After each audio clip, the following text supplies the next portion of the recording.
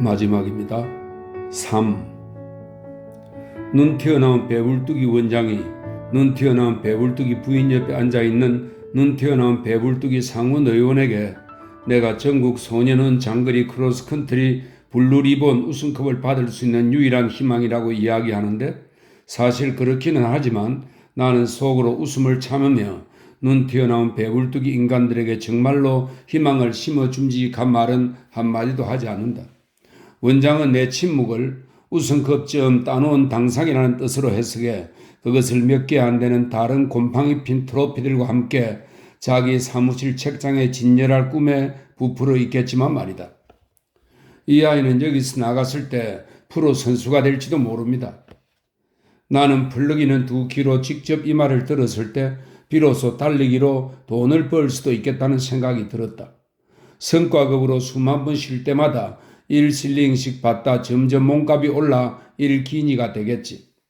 레이스 커튼처럼 구멍 뚫린 폐와 축구 공만해진 심장과 하지 정맥류가 생긴 다리 때문에 32살에 은퇴하겠지만, 하지만 부인과 차가 있고 장거리 달리기를 하며 씩 웃는 얼굴이 여러 신문에 실리고 면도칼과 마실 차를 사러 울워스 백화점에 가면 내가 누군지 알아본 여자들이 떼거리로 몰려들고 이들이 보낸 산더미 같은 펜레트에 끝내주는 비서가 나 대신 답장을 쓸 것이다. 이 정도면 생각해 볼 문제였는데, 원장은 내가 이 말에 보인 반응을 간파했지만 어쨌든 내 의견을 물어봐야 한다는 듯 내 쪽으로 고개를 돌렸다. 스미스, 너가 생각하기에는 어떠냐? 일렬로 앉은 눈 튀어나온 배불뚝이들이 나를 보며 환하게 웃었고 건붕이 같은 입들을 벌려 나를 향해 금리를 번뜩였다. 나는 비장의 수는 끝까지 감추고 그들이 원하는 대답을 했다. 좋습니다, 원장님. 옳지, 훌륭해. 정신이 똑바로 박혀 있다니까 장하다. 원장이 말했다. 오늘 그 우승컵을 받아오면 내가 최선을 다해 도와주마. 서방 세계의 누구라도 물리칠 수 있도록 훈련을 시켜주겠다. 이 세상 모든 일을 따돌린 채 나 혼자 더 넓은 황야를 가로지르고 놀라운 속력으로 바위와 갈대숲을 지나는 모습이 떠올랐다. 그런데 느닷없이 탕탕, 그 어떤 인간보다 속도가 빠른 총알들이 나무에 설치된 경찰의 라이플 총에서 날아오더니 완벽한 달리기에도 불구하고 나를 쏘아 내장을 갈라놓았고 나는 쓰러졌다. 배불뚝이들이 나한테서 또 다른 말을 기대하고 있었다. 고맙습니다, 원장님. 이제 나가봐도 좋다는 허락이 떨어지자 나는 관람석 계단을 터벅터벅 걸어 경기장으로 내려갔다. 성대한 크로스컨트리 경주가 막 시작되는 찰나였고 건소프의 선수 2명이 일찌감치 출발선에 자리를 잡고 서서 새하얀 캥거루처럼 튀어나갈 준비를 하고 있었다. 경기장은 잔치판 같았다. 사방에 천막이 쳐져 있었고 깃발이 휘날렸고 가족들을 위한 좌석은 개막일이 뭔지 아는 엄마 아빠가 없으니 죄다 빈자리였다. 남자아이들은 아직도 열심히 배기하듯 경주를 벌이고 있었고 나리와 귀부인들은 이 매점에서 저 매점으로 옮겨 다녔고 소년원 브라스밴드는 파란색 제복을 입고 있었다. 관중석 쪽으로 고개를 돌리면 흑커널의 갈색 재킷과 우리 소년원의 회색 블레이즈와 셔츠 소매를 걷어붙인 건소프 패거리가 보였다. 파란 하늘은 눈이 부셨고 날씨는 이보다 더 좋을 수 없을 만큼 멋져서 이 성대한 잔치가 며칠 전에 영화로 본 아이반호 같았다. 스미스, 빨리 와라. 체육선생 로치가 불렀다. 큰 경기에 늦으면 되겠냐? 늦게 출발해도 다른 놈들을 따라잡긴 하겠지만. 이 말에 다른 녀석들이 야유를 보내고 투덜거렸지만 나는 신경 쓰지 않고 건소프와 엘시엄의 모범수 사이로 들어가 무릎을 꿇고 달리는 도중에 빨아먹을 풀을 몇 포기 뽑았다. 유니언 잭이 플러기는 특별석에 구경하는 그들을 위한 성대한 경기, 원장을 위한, 원장이 기다렸던 경기가 이거란 말이지. 나는 원장과 눈 튀어나온 나머지 패거리가 주머니 속에 있는 돈은 물론이고 앞으로 5년 동안 받을 월급까지 다 틀어 100대 1로 내 쪽에 걸어 주었길 바랐다. 내기에 건 액수가 많을수록 나도 행복해졌다. 놈들이 떠받들던 보정수표가 그 엄청난 명성을 깔아뭉개며 여기서 죽는 거였다. 숨이 막히는 한이 있더라도 웃으며 쓰러질 작정이었다. 내 무릎에 와 닿는 서늘한 흙이 느껴졌고 손을 드는 로치가 곁눈으로 보였다. 신호가 떨어지지도 않았는데 건소프 대표가 움찔했다. 누군가 너무 일찍 환호성을 질렀다. 매드웨이 대표가 몸을 숙였다. 그러다 총성이 울렸고 나는 달려나갔다. 우리는 경기장을 한 바퀴 돌고 박수갈채를 받으며 0.5마일의 느릅나무 길을 달릴 예정이었는데 경기장 출입구를 나서 코스로 접어들었을 때 내가 선두인 것 같았지만 그러거나 말거나 나는 관심이 없었다. 백색 칠을 발라 반짝이는 문기둥과 나무와 계단식 디딤대와 돌멩이들이 5마일 코스 곳곳을 장식했고 물병과 반창고 상자를 든 남자아이가 0.5마일마다 배치돼서 낙오되거나 기절하는 선수를 기다렸다. 첫 번째 디딤대를 넘었을 때 나는 별다른 노력을 하지 않았는데도 2등이었다. 달리기를 잘 하려면 속도를 너무 내지 말아야 하고 속도를 내더라도 절대 남들에게 들키지 말아야 한다. 장거리 달리기에서는 남들 모르게 속도를 내면서 따라잡을 수 있다. 이런 수법으로 앞서가는 두세 명 뒤에서 달린다. 막판에 전력 질주를 하면 그때까지 아껴놓은 체력이 있기 때문에 남들이 아무리 속도를 내도 따돌릴 수 있다. 규칙적인 리듬에 맞춰 터벅터벅 달리자 얼마 안 있어 달리고 있다는 사실조차 잊어버릴 만큼 평화로워졌고 다리가 올라갔다 내려가고 팔을 내밀었다 당기는 것조차 거의 느낄 수 없었다. 흑파가 거의 움직이지 않는 것처럼 느껴졌고 달리기를 처음 시작할 때마다 심장이 심하게 쿵쿵거리던 것도 멈추었다. 나는 경기를 하는 게 아니라 그냥 달리는 거다. 어쩐 일인지 모르겠지만 경기라는 것을 잊고 달리고 있다는 것을 느끼지 못할 때까지 그저 달리면 1등을 한다. 나는 디딤대나 오두막집 모퉁이가 보여서 끝이 얼마 남지 않았다는 것을 문득 깨달으면 전력 질주를 하는데 그때까지 달리고 있다는 느낌 없이 달리느라 기운이 비축되어 있기 때문에 속도가 어마어마하다. 내가 이럴 수 있는 이유는 계속 생각을 하기 때문이다. 달리고 있다는 사실을 잊어버릴 만큼 생각에 몰두하는 방식으로 달리는 선수가 나 말고 또 있을까 궁금한데 나 같은 짓을 하는 녀석은 아무래도 없지 싶다. 자갈이 깔린 보도와 바퀴 자국이 팬 오솔길은 말끔하게 잔디를 깎아놓은 경기장보다 울퉁불퉁해서 생각하기에 더 좋다. 나는 그날 오후에 이런 길을 따라 바람을 가르듯 물 만난 물고기처럼 달리면서 나를 이길 수 있는 사람이 아무도 없을 테지만 패배를 자초하기로 마음먹었다. 내가 처음 소년원에 들어오던 날 원장은 성실한 사람 어쩌고 했지만 그 말이 무슨 뜻인지 모르고 한 말이었다. 그 말 뜻을 알고 있었다면 이렇게 러닝 셔츠에 반바지를 입히고 햇볕을 맞으며 달리는 시합에 나를 내보내지 않았을 것이다. 채석장에서 허리가 부러질 때까지 돌을 깨게 했을 것이다. 만약 내가 원장이었다면 그랬을 것이다. 사복 차림의 히틀러 면상은 그래도 원장보다 성실했다. 어찌됐건 나에게 원수를 갚으려고 단단히 벌렸고 나도 마찬가지였고 내가 재판을 받게 되었을 때는 새벽 4시에 우리 집 대문을 두드려 피곤해서 잠에 취한 어머니를 깨운 다음 정확히 9시 반까지 법원으로 출두해야 된다고 당부했다. 이것이야말로 내가 들은 것 중에서 가장 근사한 복수인데 내가 생각하기에는 이게 성실한 거다. 그 경찰에게 있는 말 없는 말 다 해가며 30분 동안 온 동네가 쩌렁쩌렁 울릴 정도로 온갖 욕을 퍼부은 우리 엄마도 성실했던 것처럼 말이다. 풀과 인동 냄새를 맡으며 움푹 꺼진 오솔길을 따라 벌판을 달리다 보니 앞에 장난감 토끼도 없고 뒤에서 게으름 피우지 않게 단속하는 곤봉도 없었지만 두 다리로 달리도록 훈련을 받은 위핏의 자손이 된 듯한 기분이 들었다. 이 위핏은 그레이하운드 계통의 조그만 경주용 사냥개입니다. 위핏의 자손이 된 듯한 기분이 들었다. 벌써부터 러닝 셔츠가 시커멓게 땀에 전 건스프 대표를 제치는데 울타리를 두른 앞쪽의 잡목님 한쪽 구석에서 반환점을 향해 죽으라 달리는 선두주자가 보였다. 잠시 후 그가 나무와 뜸불 속으로 사라지자 더는 아무도 보이지 않았고 장거리 선수의 고독이 어떤 건지 느껴지면서 이 기분이 바로 이 세상 유일의 성실이고 진실이며 앞으로 이따금 다른 생각이 떠오르고 남들이 아무리 다른 말을 해도 이 사실은 절대 변함없을 거라는 생각이 들었다. 사방이 쥐죽은 듯 조용한 것을 보면 내 뒤를 달리는 선수가 한참 뒤처진 모양이었다. 서리가 내린 겨울날 새벽 5시보다 조용하고 아무런 움직임이 없었다. 어찌된 영문인지 알 수 없는 일이었지만 나는 왜 달려야 하는지 이유를 알지 못하더라도 뭐가 있는지 모를 들판을 달리고 오싹한 숲을 뚫고 오르내림을 느낄 수 없는 언덕을 넘고 그 속에 빠지면 심장이 도려내질 시냇물을 지나 계속 달리고 또 달려야 하는 거였다. 결승점에 도착하면 관중들이 환호성을 지를지 몰라도 그게 끝이 아니었다.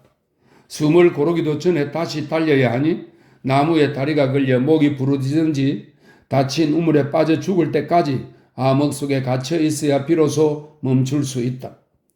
그래서 나는 생각했다.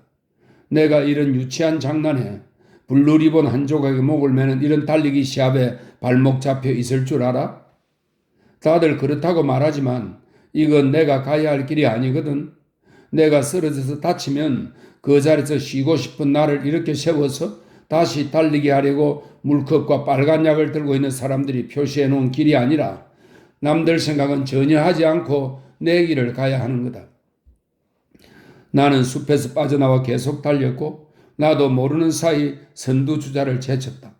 타닥타닥 타닥타닥 터벅터벅 바스락 다시 넓은 벌판을 가로지르며 그레이하운드처럼 자연스럽고 리드미컬하게 달렸다. 아직 반도 안 지났지만 이 경기는 나의 승리였고 나는 마음만 먹으면 우승할 수도 있고 10마일, 15마일, 20마일까지 계속 달리다 막판에 쓰러져 죽을 수도 있었지만 그러면 결국에는 원장이 원하는 식으로 성실하게 사는 것과 다를 게 없었다. 원장의 요구사항을 요약하자면 다음과 같았다. 우승을 하고 성실하게 살 것. 나는 터벅터벅 달리며 신나게 즐기고 한 걸음 한 걸음 앞으로 나가는 게 좋았다. 그건 건강에도 좋고 이제는 취미가 된 생각을 하기에도 그만이었다. 하지만 달리는 동시에 이 시합에서 우승을 해야 한다는 데 생각이 미치면 흥이 깨졌다. 우승을 하든지 달리기를 즐기든지 둘 중 하나인데 사실 나는 검은 딸기로 뒤덮인 강둑을 내려와 움푹 꺼진 오솔길로 향하는 지름길로 접어든 이 시점에 앞장서서 달리고 있었고 전선으로 만들어졌는지 바퀴 자국과 나무 뿌리를 박차며 잘도 달리는 두 다리 덕분에 남들과 거리가 점점 더 벌어질 테니 두 가지를 동시에 할 수 있었지만 그래도 우승하지 않을 것이다. 태어나서 가장 신나게 은행을 턴 다음 경찰 추격을 피해 도망칠 때 1등을 하는 거라면 모를까. 놈들이 아무리 이러니 저러니 해도 여기에서는 1등을 한들 내 바람과는 정반대로 빈틈없고 완고한 놈들의 품과 싱글벙글하는 낯짝으로 뛰어들어 평생 돌이나 깨며 지내야 한다는 뜻이 아닌가 말이다. 물론 놈들이 이야기하는 방식이 아니라 내가 원하는 방식대로 돌을 깨긴 하겠지만 때마침 또 한 가지 좋은 생각이 떠올랐다.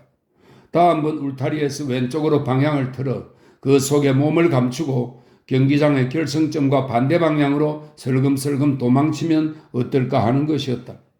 이런 풀밭이라면 3마일, 6마일, 12마일도 더 달릴 수 있으니 내가 어느 쪽으로 갔는지 알 수 없게 큰 길을 몇 개 건너는 거다. 막판에 날이 어두워지면 트럭을 얻어타고 나를 일러 바치지 않을 사람과 북쪽으로 내빼는 거다. 하지만 앞에서도 말했던 것처럼 나는 돌대가라가 아니다. 앞으로 6개월밖에 안 남았는데 내뺄 생각은 없는 데다 도망칠 이유도 없다. 나는 그저 법 안에 있는 인간과 배불뚝이들이 멋들어진 자리에 앉아서 내가 지는 것을 지켜보게 만드는 식으로 살짝 복수를 하고 싶을 뿐이다. 그랬다가는 앞으로 남은 기간 동안 가장 더러운 허들의 일과 부엌일을 맡게 될 게 손바닥보다 뻔하지만 말이다. 놈들에게 거지 발사계만도 못한 취급을 받겠지만 내가 아는 유일한 방식으로 성실함을 발휘한 대가가 그거라면 고맙게 받아들이겠다. 원장은 내 기준이 아니라 자기 기준에 맞춰서 성실한 사람이 되라고 했는데 내가 원장의 기준에 맞는 성실한 태도로 이 경기에서 우승하면 앞으로 달리기나 하며 설렁설렁 6개월을 보낼 수 있을 것이다. 하지만 내 기준에서 그건 용납할 수 없는 일이고 좀 전에 생각한 것처럼 내 식대로 성실한 모습을 보이면 앞으로 온갖 개수작을 견뎌야 할 것이다. 원장을 욕할 수만은 없다. 내가 앞에서도 이야기했던 것처럼 이건 전쟁이고 원장은 오후 늦지막한 무렵에 내가 이어위그 백장이나 뭐 그 비슷한 이름의 한심한 한량에게 우승컵을 받아오면 내 등을 두드려주는 자신의 모습을 오랫동안 상상해 왔을 텐데 내가 우승컵을 날려버리는 식으로 자신의 유일한 급소를 찔렀으니 말이다. 그러니까 내가 급소를 찌르고 그가 모든 방법을 동원해 복수전을 벌이는 식이 될 텐데 내가 선제 공격을 날리는 데다 아주 오래전부터 계획한 전쟁이니 나로서는 환영이다. 나 스스로 이런 발상을 왜 그렇게 신통하게 생각하는지 모르겠지만 이유는 상관없다. 내가 지금까지 무법자 생활을 하느라 시간도 없고 여유도 없어서 이런 생각을 하기까지 오랜 세월이 걸렸는데 문제는 이제 생각이 시도 때도 없이 튀어나오고 머리에서 쥐가 나고 동상이라도 걸린 것처럼 스물스물 마비가 되는데도 멈춰지지가 않아서 검은 딸기가 열린 움푹 꺼진 오솔길을 미친 듯이 달려야 하는 거다. 이것은 아무것도 모르고 1등으로 꼴이 나는 녀석들도 있기는 하지만 결국에는 원장이 망하게 되어 있고 나 같은 녀석들이 통구의 신세가 된 원장의 뼈다귀 부스러기를 들고 미친놈처럼 춤을 추며 폐허가 된 소년은 주변을 돌게 되어 있다는 것을 알려주기 위해 내가 원장 같은 인간들을 위해 준비한 또 한 방의 어퍼컷이다. 그래서 이 이야기가 달리기 시합과 비슷한 거고 다시 한번 말하지만 내가 원장의 비위를 맞추느라 이 시합에서 우승하는 일은 없을 것이다. 나는 원장이 무슨 뜻인지 모르고 한 말처럼 성실한 자세를 보이고 있다. 원장은 이 이야기를 읽으면 내가 누구 이야기를 하고 있는지 알아차리겠지만 그래도 자기 이야기를 만들어낼 만한 재주는 없는 인간이다. 무릎과 팔꿈치를 차이고 검은 딸기에 걸켜가며 움푹 꺼진 오솔길에서 벗어나자 경기는 이제 3분의 2가 지났는데 머릿속에서 라디오를 틀어놓은 것처럼 어떤 목소리가 들린다. 서리가 내린 날 아침에 이 세상 최초의 인간이 된 듯한 쾌감도 만끽했고 여름날 오후에 이 세상 최고의 인간이 된 것처럼 알아도 보았으니 이제 드디어 이 세상 유일한 인간이 되어 선악 따위 신경 쓰지 말고 너를 나무라지 않는 마른 흙을 신발로 박차며 달릴 때라고 한다. 이제 이 목소리는 고장난 라디오에서 나오는 것처럼 들리고 내 뱃속에서 벌어지고 있는 무언가가 신경에 건들리는데 왜 거슬리는지 뭐가 마음에 안 드는지 모르겠고 녹슨 못자루가 내 몸속에서 쏟아져 내가 한 걸음 내디딜 때마다 흔들리는 것처럼 심장 옆에서 삐걱거리는 소리가 난다. 나는 가끔 리듬을 깨고 어쩌다 보니 거기 박혀버린 칼을 문지르는 것처럼 오른손을 가슴에 대고 움직이며 왼쪽 어깨뼈를 만져본다. 하지만 신경 쓸 필요 없다는 것은 나도 알고 있다. 가끔 걱정으로 착각할 만큼 생각을 너무 많이 하기 때문일 것이다.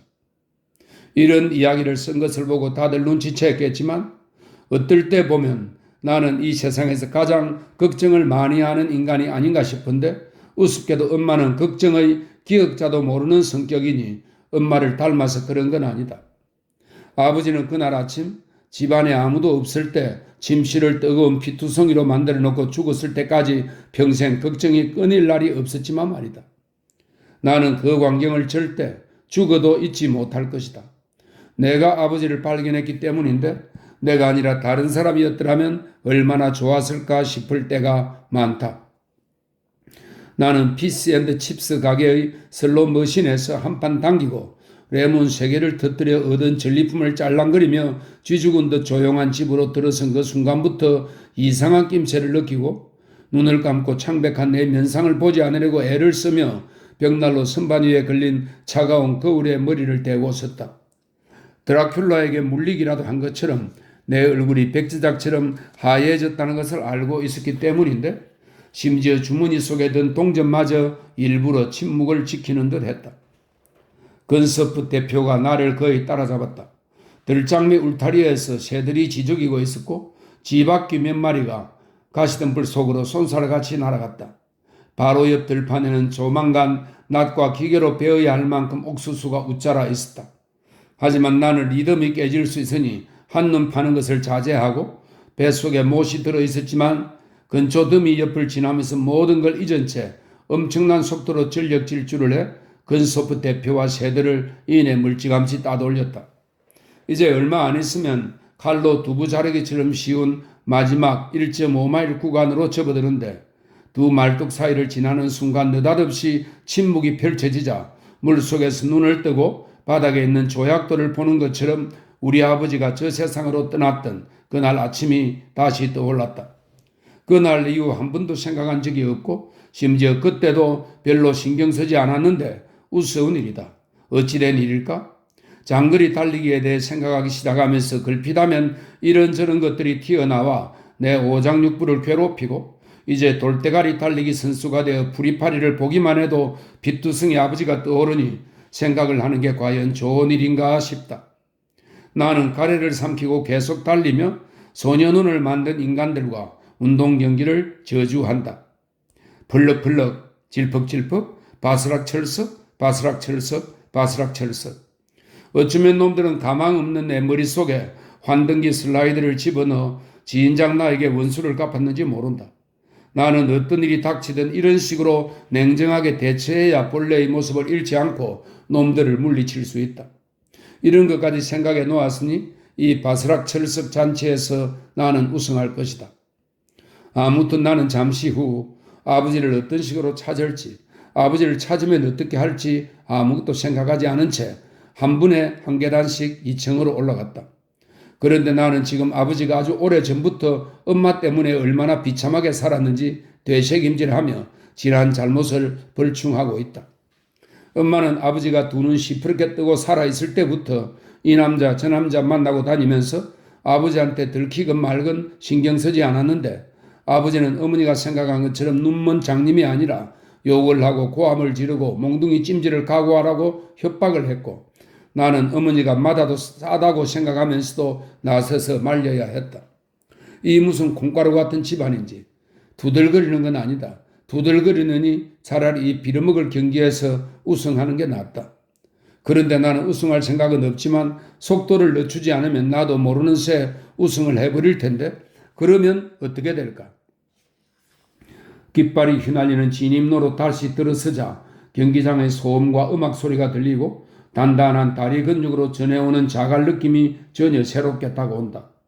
그 못자루가 계속 들그덕거리기는 하지만 숨은 전혀 차지 않고 마음만 먹으면 회오리 바람처럼 막판 전력 질주를 할 수 있지만 절대 까불지 않는다.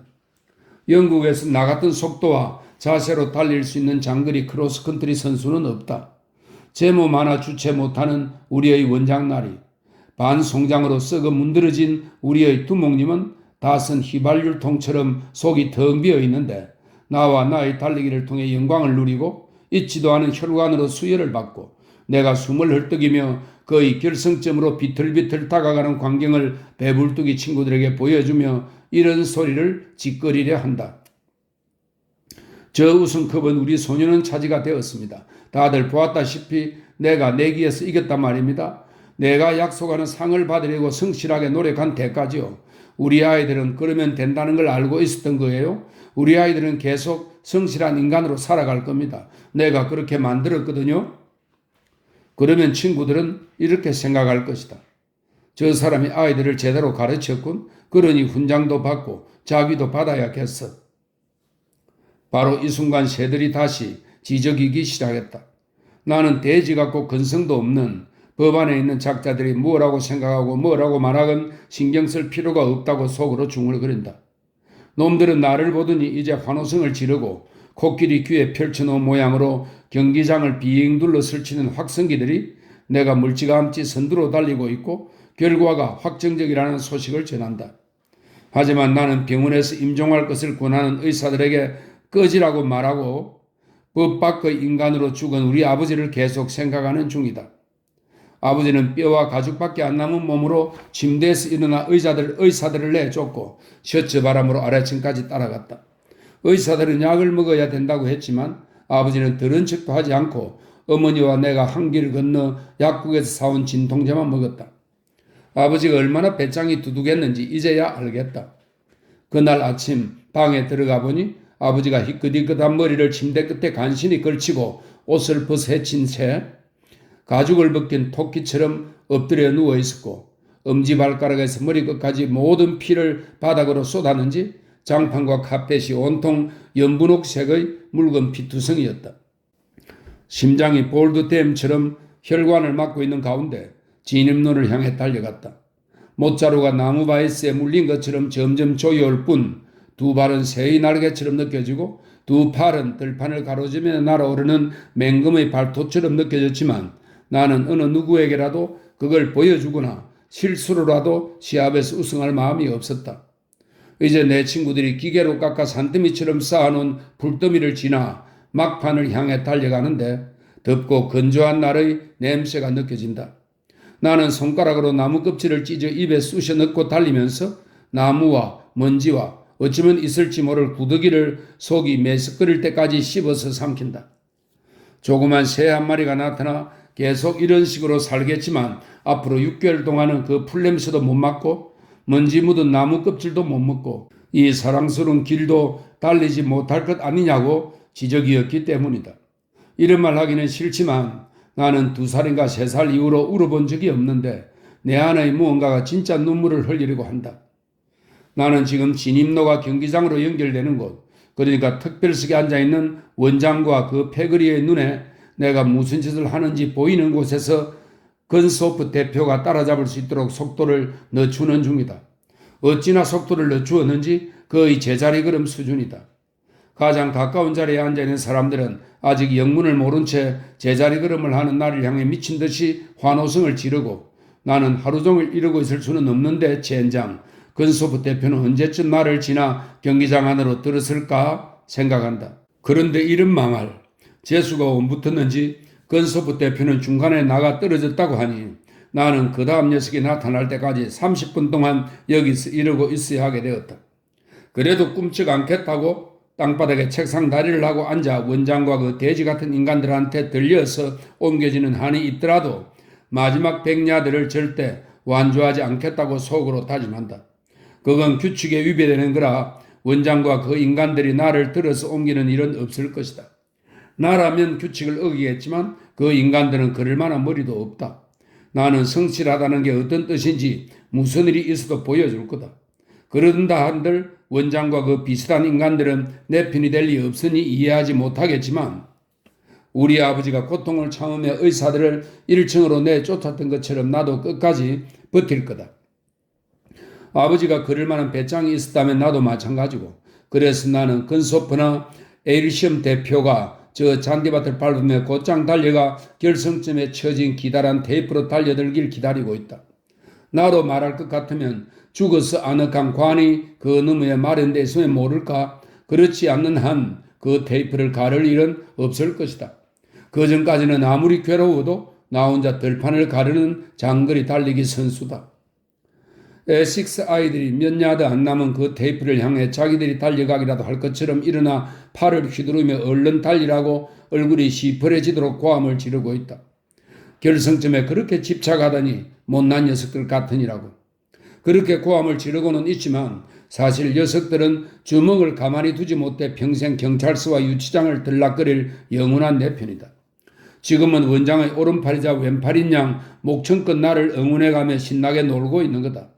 원장이 제정신 박힌 인간이면 그럴 수 없다는 걸 알아차릴 텐데 말이다. 이제는 특별석에 있는 나리와 숙녀들의 목소리도 들리고 일어나서 나를 향해 손을 흔들고 있는 것도 보였다. 달려! 그들은 윤기가 반지르르 흐르는 목소리로 이렇게 외치고 있었다. 달려! 하지만 나는 멍청한 귀머거리의 장님이라 입안에 남은 나무 껍질의 맛을 느끼며 아기처럼 눈물을 흘렸다. 드디어 놈들한테 한 방 먹였다는 데서 오는 기쁨의 눈물이었다. 함성이 들리기에 쳐다보니 건소프 녀석들이 하늘 위로 윗도리를 던지고 있었고 내 뒤에서 탁탁하는 발소리가 점점 가까워지더니 느닷없이 땀냄새와 허파에서 숨이 넘어갈 듯 헐떡이는 소리가 내 옆을 스치고 지나 녹초가 된 몸으로 흔들거리고 비틀거리며 그 테이프를 향해 움직였다. 끙끙거리는 것이 아무것도 모르는 줄루족 같았고 두툼하게 쿠션을 댄 관을 향해 나아가는 90살의 유령 같은 내 모습이 저렇지 않을까 싶었다. 나도 응원하고 싶었다. 힘내라, 힘내라, 얼른 달려라. 저 테이프를 너희 몸에 둘둘 감아야지. 하지만 녀석은 이미 지나갔고 내가 녀석의 뒤를 따라 달려가서 테이프 앞에 쓰러지자 엉뚱한 데서 들어놓은 나를 잡아먹기라도 할 것처럼 함성이 쏟아져 귀청을 때렸다. 이제 이야기를 마칠 시간이지만 내가 달리기까지 멈추었다고 생각하지는 말아주면 좋겠다. 지금도 어떤 식으로든 달리고 있으니 말이다. 내가 짐작했던 것처럼 소년은 원장은 나의 성실함을 절대 알아주지 않았다. 알아주길 바랐거나 설명을 시도한 건 아니었지만 그가 교육을 받은 사람이라면 어느 정도 알아차렸어야 하는 거 아닐까? 그는 제대로 복수를 한 셈이었다. 최소한 스스로는 그렇게 생각했다. 나는 날마다 아침이면 정신없이 돌아가는 큼지막한 부엌의 쓰레기통을 텃밭 깊숙이 들고 가 비웠고 오후에는 농장에서 키우는 감자와 당근에 비료를 주었다. 저녁에는 끝도 없이 이어지는 바닥을 청소했다. 그래도 6개월 동안 지내기에 나쁘지 않았는데 원장은 이것도 절대 알아차리지 못했고 만약 알아차렸더라면 내 생활이 더욱 끔찍해졌을 것이다. 이제와 돌이켜보면 많은 생각을 했으니 보람있는 시간이었고 내가 일부러 시합에서 진 걸 알아차린 뒤로 친구들이 얼마나 입에 침이 마르도록 나를 칭찬하고 원장을 속으로 욕했는지 모른다. 나는 일 때문에 쓰러지기는커녕 오히려 여러모로 더 튼튼해졌고 내가 떠났을 때 원장도 제대로 복수하지 못한 걸 알고 있었다. 소년원에서 나왔을 때 나는 소집영장을 받았지만 신체 검사에서 떨어졌다. 이유를 이야기하자면 그 마지막 달리기를 기점으로 6개월 동안 뼈 빠지게 일하고 소년원에서 나오자마자 늑막염으로 쓰러졌기 때문인데 내 입장에서는 원장의 시합에서는 제대로 지고 내 시합에서는 2번 이긴 셈이었다. 달리기 시합을 해서 늑막염에 걸린 덕분에 군대에서는 빠졌지만 건질거리는 손을 달랠 만한 일을 하는 데에는 아무 지장이 없으니 말이다. 나는 이제 밖으로 나왔고 놈들은 다시 눈에 불을 켰지만 최근에 크게 부린 끈으로 나를 잡아넣지는 못했다. 나는 628파운드를 혼자서 꿀꺽에 지금도 그 돈으로 살고 있는데 그 일에 성공한 뒤 이 글을 쓸만한 마음의 평화가 생겼다. 요즘은 아무에게도 말할 수 없는 좀 더 큼지막한 한탕을 남몰래 준비 중인데 그때까지 이 돈이면 충분할 거다. 나는 소년원 바닥을 걸레질하면서 방법과 은신처를 계획했고 겉보기엔 순진하고 성실하게 살면서 밖에 나갔을 때 필요한 기술과 짭새들에게 걸리면 대처할 방법을 완벽하게 갈고 닦았다. 아무튼 책을 읽어보면 이런 표현들을 곧잘 쓰던데 어떤 책이건 다들 결성점에서 끝이 나니 배울 만한 것이 없고 아무짝에도 쓸모가 없다. 아무튼 나는 이 이야기를 친구에게 주면서 내가 다시 경찰에 잡히면 책이나 뭐 그런 걸로 보내라고 할 생각이다. 이 글을 읽었을 때 원장의 표정이 궁금하기 때문인데 과연 그 작자가 책이나 읽을까 싶고 읽더라도 이게 무슨 소리인지 알까 싶다. 내가 붙잡히지 않는 한 이 이야기를 나한테서 넘겨받은 녀석이 먼저 터뜨리는 일은 없을 것이다. 녀석은 아주 오래전부터 우리 동네에서 살았던 친구다. 그것만큼은 분명히 장담할 수 있다.